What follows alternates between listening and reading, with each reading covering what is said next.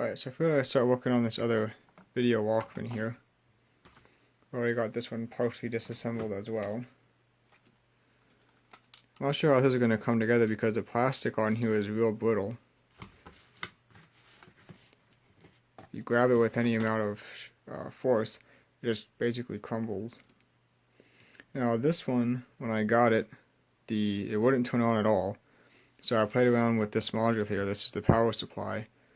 I found 3 shorted capacitors in here that I removed, and once they were gone, it turned on and loaded the tape, and when I tried to play the tape, it had the same problem as the other one. There's also a short on this board here, which is at least partially the tuner, and I'm not sure what else is on here. And this is also where the LCD connects, so I haven't been able to try the LCD at all on here, because that board has a short on it somewhere. As soon as you turn it on with this board in, it just immediately goes into shutdown, because it detects the short. But with that removed, I should be able to connect up the power supply here.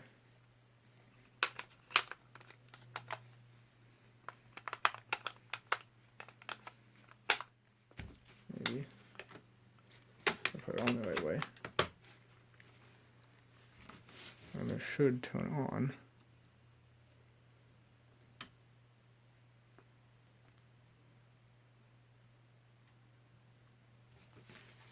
Oh, maybe not.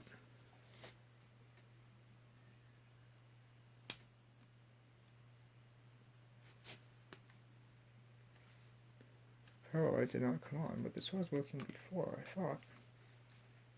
Just the switch coming up.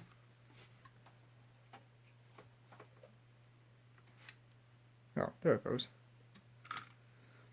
You can now see the LED light is on. That goes off when I turn it off. Now it turns on. It might have just been a loose connection in my power supply. Anyway, should be able to load a tape. Just use the same one from last time.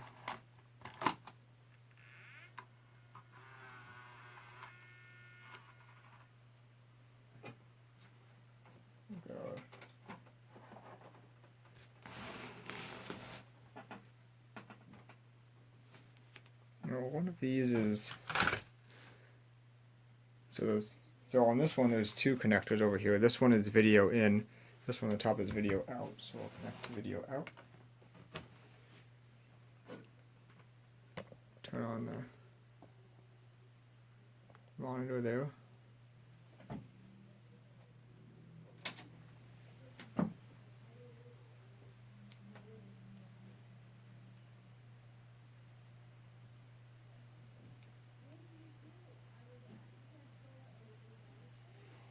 And see what we get.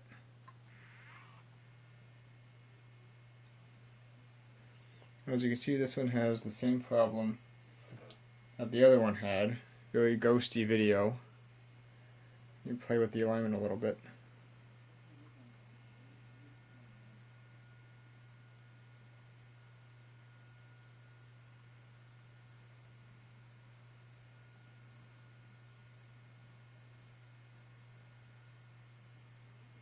See if we have sound.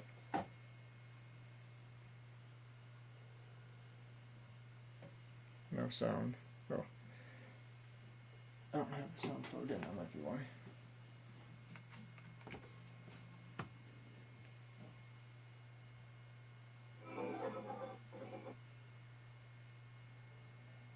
It almost has sound. Some sound.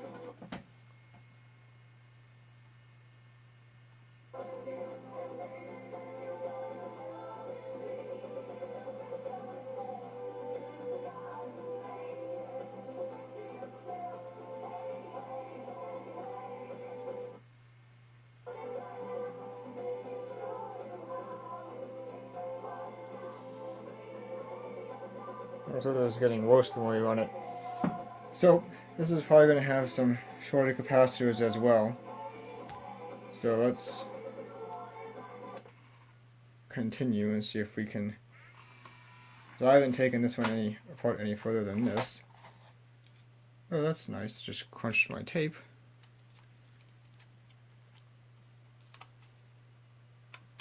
So that might be a problem that will have to be fixed later. For these, to release the lid, there's a little latch here you pull and you can lift the lid up. And then to release the brake, you push on that and then you can turn it taut. So hopefully that tape isn't too bad.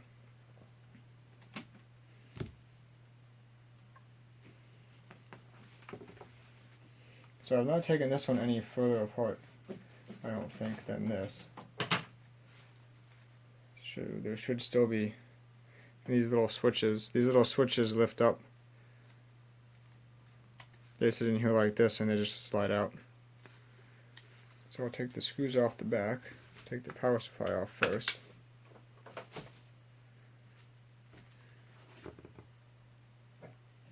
So there should just be, actually some of these screws are missing, so I may have actually been in here before.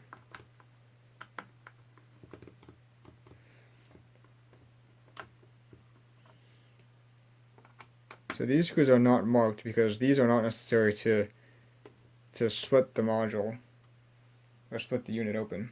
The only screws that are marked are the ones that are required to take this front piece off.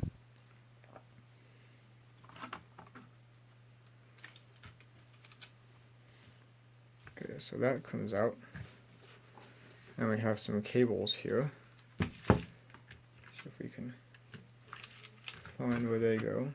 So I'll just unplug them here.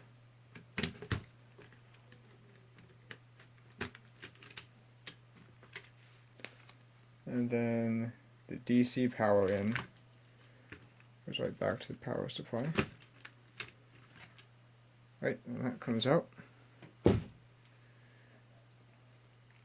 And alright, so it looks like the power supply can come off. We'll unclip this cable right here. And then there's a little hinge connector down in there, which you should be able to disconnect, I believe. There we go. Now this is the power supply unit. That comes off. And now I see 4 screws in the corners here. Hopefully if I take those out, the tape drive will lift off.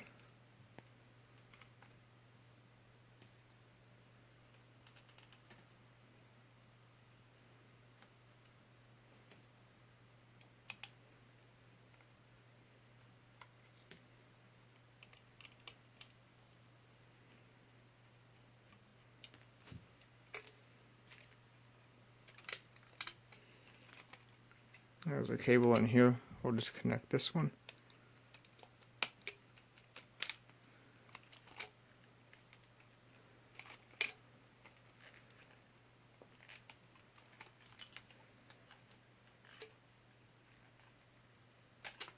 And there's these cables here. Just connect these. This one and this one right here. See, so these two here. There's this one here yet that has to come off, but I can't get to it yet. Now this is up, now I can get to it. Just lift this up.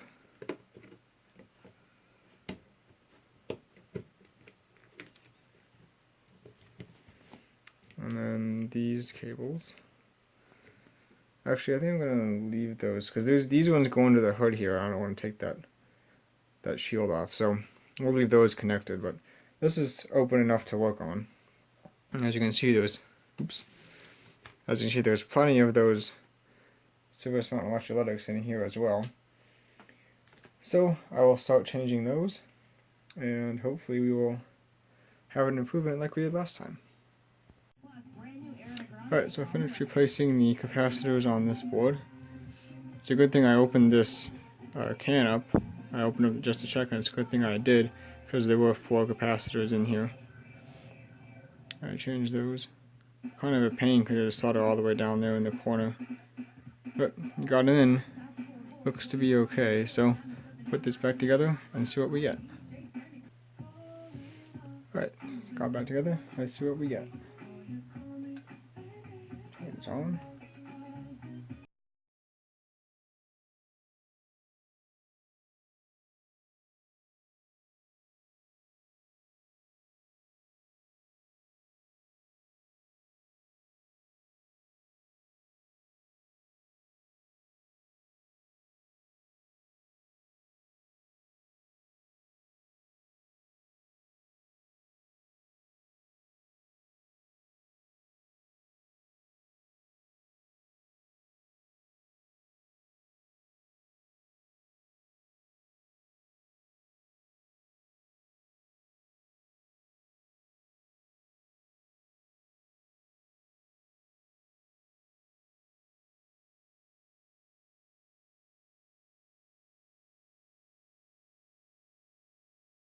Let's try again.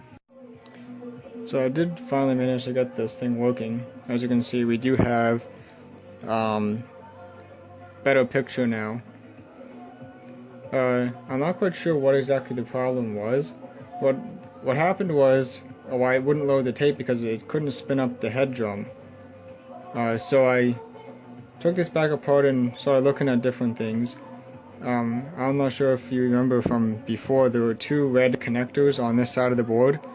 The one with 4 pins is the connector that goes up to drive the head drum motor. So I did some investigation over here in this section. I touched up the solder on the pins there, and I also pulled one of these capacitors out that I put in just in case there was something wrong with that. And with this capacitor out, and after touching up those pins, put everything back together, powered it up, and the head drum spun up fine. And as you can see, it's now playing the tape. And we do have a watchable picture, and there is color. So I'm going to see if I can put this capacitor back in and see if it still works. And if it does, then we will move on to the next step, which will be the tuner board. So if I put this capacitor back in and it still works, then I'm just going to assume that either there was bad solder on there or I had accidentally shorted something. I couldn't see anything that looked like it was shorted with this capacitor, but put this back in and see what happens. Okay, so you're interested. This is the bottom of the mechanism here. This is the spindle motor and also drives the wheels through this belt. This is the head drum motor in the bottom here, with the head drum on top. You can see this cable comes in. This is the sensor in the bottom here. It's just a circuit board with it has a zigzag wire that goes all the way around, and then it has two wires that come, or two traces that come up here. So I'm assuming that the zigzag wire is sensing the speed, because there's a magnet in the bottom here, that as this spins around it would induce pulses in that zigzag wire that goes all the way around to monitor the speed. And then the two traces that just come up here would be a position sensor, so every time a magnet passes over that, it would generate a pulse so it knows where the position of the head drum is. These 4 wires that go over to this red connector are the actual motor driver wires. There's this plate that's below the magnet. Then above the magnet there's a series of coils that these wires are connected to that drive it. It's a brushless DC motor. You can kind of see in here the coils underneath the spindle motor. And I just put some grease on here on these gears to make sure everything keeps running smoothly. So I did replace this capacitor here. This is the one that I had taken out and it started working. And I also touched up these solder points on the bottom here. So it looks like this chip is the driver for the spindle motor, and this chip is the driver for the head motor.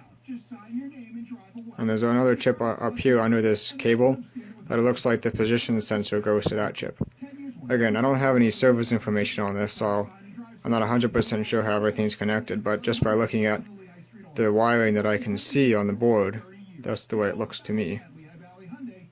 And this is the connector for the head drum motor, and this little one is the connector for the eject and load motor. This connector is for the spindle motor. This connector is for the position sensor on the bottom of the spindle motor. I believe this connector takes the signal from the heads. And there's this one here, I'm not quite sure what that one's for. That's another cable that goes up in here. That's this cable, which also goes up into this assembly here. I'm not quite sure what that one's for. But let's put this back together and hopefully it works. So this connector is for the spindle motor here. This one's for these controls. This one is for the tape sensors down here. I believe it has sensors to make sure the wheels are turning, and it also has sensors that detect the tape and to detect what kind of tape and whether you can record on it or not. So I'll put this back together and hopefully it will still work. Alright, so I put this back together, got that capacitor back in, and it seems to be working now. So there seems to be some color streaking, but I'm not sure if that's related to the alignment still being out or what. Anyway, probably the next thing I'll do is work on this tuner board here, because there's a short on here too. If I connect this in and try to turn it on, it just shuts off immediately because it detects a short on here. So I'll have to replace some capacitors on here. Hopefully that will work. And if that comes out okay, then I'll probably finish up by doing the tape path alignment, because that's out too. So if you take a look at the tuner board here, so there are some surface mount capacitors, and you can see that one has definitely leaked by the corrosion on the components around it. I'm not sure if there are any. Yeah, there's a tantalum there too, so that could also be the cause of the short. We'll go ahead and replace some of these, and there's some under that can also. See if we can replace these and see if that'll fix the short here. So, good and bad news on the Video Walkman. The bad news is, aside from the plastic being completely and terribly brittle, the piece is just falling off all over the place. That one came from there. Oops. Aside from that,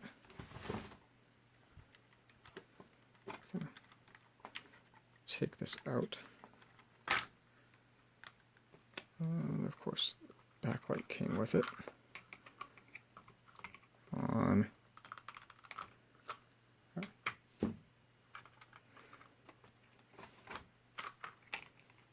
Oops, that comes out. I should have taken this apart further to show you the real problem.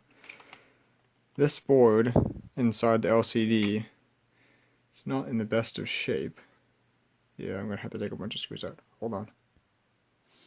Yeah, so when the LCD board comes out, you can see that there is a whole bunch of these surface mount capacitors on here again, which have obviously leaked. And you can also see this. That is corrosion underneath the solder mask. If you look at the back, it's much worse down here. So what do you think the chances are that those traces are still going to be in any serviceable condition at all? Now, potentially I could, if I really wanted to, I could run jumper wires to reconnect all of those little traces. Really not in the mood to do that. There's a whole bunch of tiny ones down there. I mean, it's just all over the place, and up here too. So even if I would reconnect all the traces that have either gone open or more likely high resistance, potentially it's also gone up into all these little capacitors here. These are inductors here. It's not in focus. And the transistors here and here. So I'm not sure this board is going to come back. That's the bad news. The good news is, taking that information, I made a quick eBay search and got a spare. And I'm very glad that I did, because this unit, if nothing else, is in much better appearance shape than this one is. So you look at, can't really see, but the screen itself is all scratched up. Yeah, it's not focusing on the scratches. Yeah, it's not really focusing on the scratches, but first of all, there's chunks missing that I have to glue back in. The screen itself is all scratched up. There's scratches on the case, so you can see how rough that is. Versus this one is complete. No chunks missing. Oop, there's a little piece there. But nowhere near as bad. That little piece is all that I have seen so far. Hardly any scratches on the front of it. The screen looks pretty good too. So I got that, and while I was there, also picked up service information. So this will be a good help, and I've already used this a little bit, just playing around here for my own educational purposes. I have not tried out the new one yet. I don't even know what it does. But I did use the service information to play around with this a little bit, and what I thought was a short on the tuner board actually was not. It's more likely a problem with the power supply. Can get in here. So one of the chips on the back, yeah, you can't really see down there, is more of like a control chip, and part of the power on sequence is this connector here has a, well, you know what, I could probably find that in the book to show you. Okay, so what I've been calling the tuner board, Sony calls the tuner timer board. And I'm going to have to move the camera around here because this is the way this is. So if we look at, so this is the timer part, and this is the,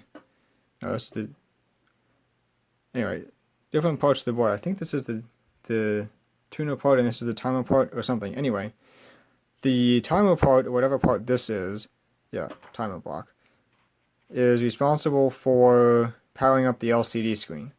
So this is the connector up here that came in the bottom of the board that goes to the power supply. And this is the connector here that went to the main board in the bottom. And what we discussed last time was that when you turn it on, with this connector connected, it shuts down immediately. If you leave this disconnected and turn it will turn on, but the screen doesn't work. So, apparently this has to be connected in order for the chip to try to power up the LCD. And how it does that is this signal up here, TV on, which goes out to the power supply, requests some of these voltages up here. I think -20, -8, and +13. So when you turn this on without this connected, you get 30 volts here, but none of these other voltages, I don't think you get the -20, the -8, and then +13 are not present on this connector. With this connected, the reason why is because this TV on signal is held to ground. With this connected, this chip puts 5 volts on the TV on signal, and the power supply tries to generate these other voltages here. So what happens is, there must be something either wrong with the power supply, well, it has to be the power supply, because these like -20 and -8 go right up to the LCD. So if the LCD is not connected, which it wasn't when I was, you can see that, they go right up to the LCD here. +13, yeah, same thing. All those voltages go right up to the LCD. So with the LCD disconnected, there should be nothing shorting those out or weighing them down or anything. But as soon as you connect this connector and turn it on, the chip asserts the TV on signal, the power supply tries to generate these -20, -8, and +13, and it goes into shutdown immediately. Now I have put my meter on these, and they do try to come up, but they never get to their full potential before the power supply cuts out. So I'm thinking that more than likely it's a power supply fault that is preventing it from generating the voltages to drive the LCD. And that's kind of where I gave up, because the LCD itself, even if I fix the power supply, the LCD is probably not going to come back anyway. So I say that what we should do now, actually what I'm going to do now, is I'm going to end this video because it's probably way too long, and we will pick up with looking at the new unit in the next video. So this was not a success yet. Hopefully it will be soon. I hope you enjoyed this video, and thank you for watching.